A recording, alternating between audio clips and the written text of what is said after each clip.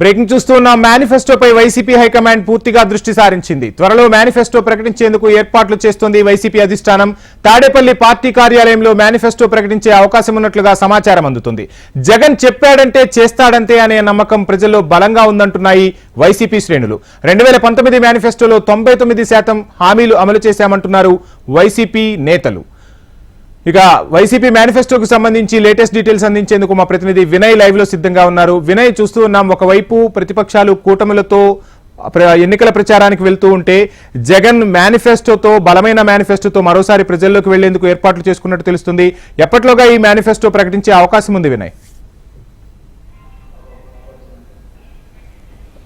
Vamsi, YSR Congress party ఈ రోజు manifesto పైన కీలక సమావేశం నిర్వహించబోతోంది. ముఖ్యమంత్రి జగన్మోహన్ రెడ్డి అధ్యక్షతన ఈ సమావేశం జరగబోతా ఉంది.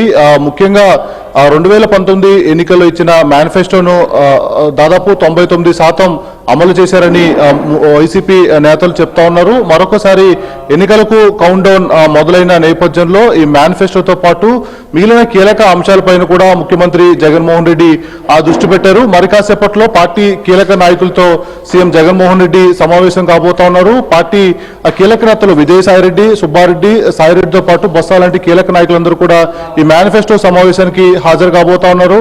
గత ఎన్నికల్లో ఏదైతే ఇచ్చిన హామీలన్నీ కూడా అమలు చేశాము, 99% హామీలు అమలు చేసిన క్రెడిబిలిటీ వైఎస్ఆర్ కాంగ్రెస్ పార్టీకి ఉందని వైఎస్ఆర్ కాంగ్రెస్ పార్టీ నాయకులు చెప్తా ఉన్నారు. దాంట్లో భాగంగానే మరొకసారి మేనిఫెస్టో పైన పూర్తి స్థాయిలో గత 20 రోజుల నుంచి కూడా ముఖ్యమంత్రి జగన్మోహన్ రెడ్డి దృష్టి పెట్టారు. ఏదైతే గత ఎన్నికల్లో ఇచ్చిన మేనిఫెస్టోలో ఇచ్చిన హామీలన్నీ కూడా అమలు చేసిన నేపథ్యంలో మరొకసారి అవన్నీ కూడా కంటిన్యూ చేస్తామని వైఎస్ఆర్ కాంగ్రెస్ పార్టీ చెప్తా ఉంది. ఈసారి మేనిఫెస్టోలో మహిళలకు, యువతకు, రైతులకు, కార్మికులకు అన్ని విధాలుగా అండగుండేలాగా మేనిఫెస్టో రూపకల్పన జరుగుతూ ఉంది. దీనికి సంబంధించి ఒకసారి మేనిఫెస్టో ఇస్తే అవన్నీ కూడా అమలు చేసే విధంగా ఉండాలని చెప్పి ముఖ్యమంత్రి జగన్మోహన్ రెడ్డి భావిస్తా ఉన్నారు. దాంట్లో భాగంగానే దీని సాధ్య అసాధ్యాలపైన గత 20 రోజుల నుంచి కూడా వర్కౌట్ చేస్తా ఉంది. ఇప్పటికే అటు ప్రతిపక్ష పార్టీలన్నీ కూడా మేనిఫెస్టోని తీసుకుని వచ్చి అటు మహిళలకు, అదేవిధంగా బస్సు ఫ్రీ, అదేవిధంగా గ్యాస్ సిలిండర్ లాంటి అనేక కీలక పథకాలన్నీ కూడా మేనిఫెస్టోలో సూపర్ 6 అంటూ కూడా అనౌన్స్ చేశాయి. దాంట్లో భాగంగానే దానికి ధీటుగా వైఎస్ఆర్ కాంగ్రెస్ పార్టీ మేనిఫెస్టో